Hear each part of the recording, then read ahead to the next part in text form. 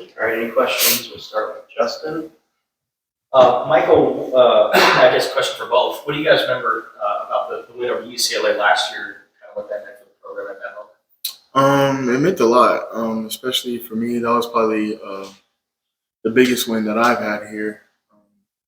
They were ranked ninth at the time, so to be able to do that and do it in good fashion, and with Fish, also working there, it was a good time. What about you, Doug? Yeah, it was a great experience. Probably the last time in Pac-12 play we were going to play at the Rose Bowl, so that was a big deal for us, and I think it was a good confidence boost. And yeah, it was a good time. Michael, how did it feel to get back on Saturday? It felt good. It felt really good. I was extremely grateful before the game and after the game to be able to be out there. Sometimes you take things for granted. So to be out there with my boy and the people I love, it felt really good. Both David and then Michael. Michael, on the touchdown, just how difficult of a catch was that? It looked like there was a little bit behind you, maybe got on you a little bit. Yeah, it was a little weird because I was during the route I was running a flat route and I was getting ready to turn upfield, and then when I was about to turn upfield, he threw the ball, and I was just luckily I had my head turned around.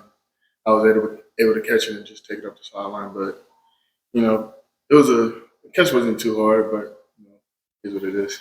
And what all were you dealing with to have to get back to play? They had indicated on the broadcast you may have also had an ab situation to go on with the ankle. Yeah, I don't. When I looked at the TV copy, they kept saying I had a oblique injury. That was something that was last year. I don't know why they were saying that this year, but yeah, I was dealing with a high ankle sprain, so yeah, it was kind of weird to see that on TV. Michael, and then Two for Gunner.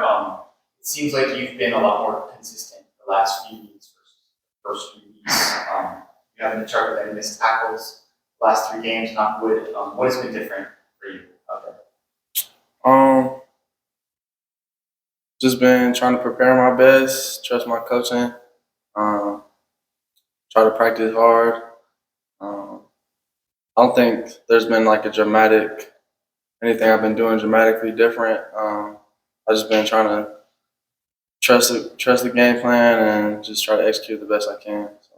One of the things Coach Fish talked about is sometimes you sort of get blamed for a play that's not necessarily your responsibility, the way that's drawn up. Is there something to that you don't see sometimes? We don't necessarily know like what your coverage responsibility is on the play.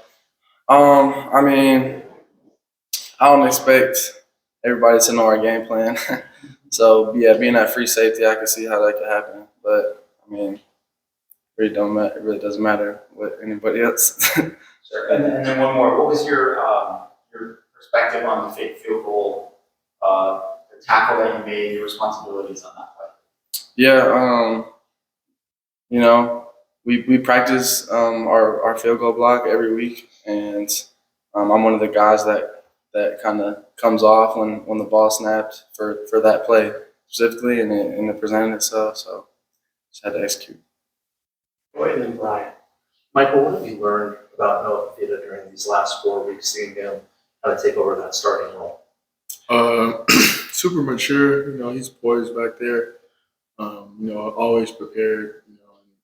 He can kind of just see in his gameplay. He feels comfortable back there, and so that's just kudos to Noah. He's just that his preparation and the way he treats the game. You can see it in his play. Then Gunnar, Coach Nansen talked about you guys, how you played well defensively, but kind of got it off on a slow start against Washington State, Oregon State. What do you think goes behind that, and how do you guys overcome that this week? Yeah, I think we've been trying to start fast a lot better. We've been doing start fast periods in practice and things like that. I think just getting more comfortable with like settling into the game. When you get out there, especially when we defer and we're the first ones out there, we just got to go. Get settled in, and that's something we've been working on. So, Brian and then Justin. Michael, what's the key to pass blocking as a running back? For me, it's all mentality. I feel like a lot of guys, they get, it's a real big collision. Sometimes guys might be afraid to do it or not, but I think it's all about mentality.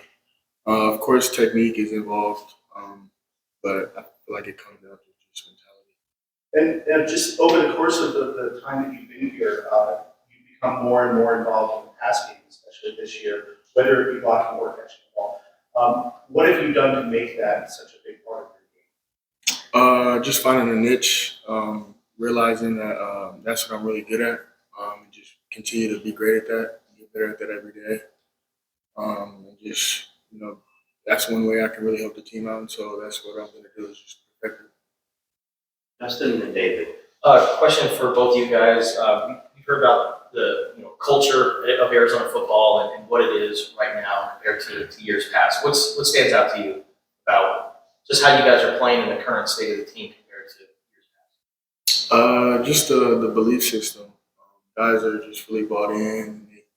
We truly believe that we're one of the best teams in the country. And that starts with not only the coaches but the players and the leaders of this team. We all believe that we can win, and that has played a huge part in the shift in the culture here. Oh yeah, I would just say the locker room's a lot different from my first year here. Mike probably feels the same way. Just the relationships in the locker room, how we interact with each other, how we are away from the facility. Those little things really play into the team being a team. And then I really think everybody trusts our coaching staff and like the game plan we put in. There's nobody's questioning anything. We're just really buying in. David and then Matt. Gunnar, what's, from your standpoint, been the key to this defense's ability to not give up deep balls this season? Yeah, I think secondary's been working hard.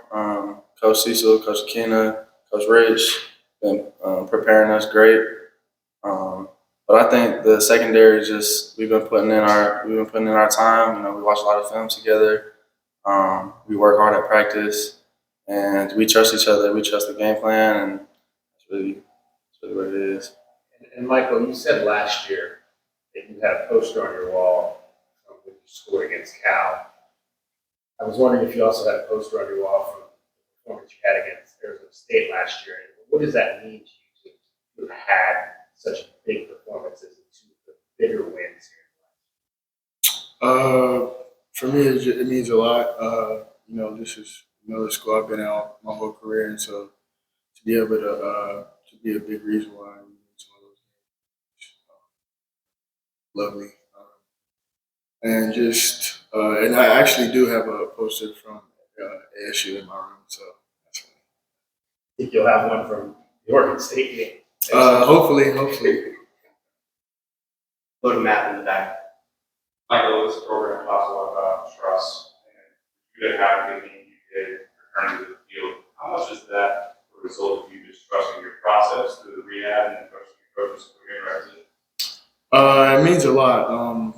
To come back after my ankle injury, it was a lot of hard work, and it started off with just trusting myself and trusting Kevin and Coach T.O. to help me and get me back healthy, and just trusting the game plan that Fish had. It was a lot of trust involved, and so ultimately it worked out. So.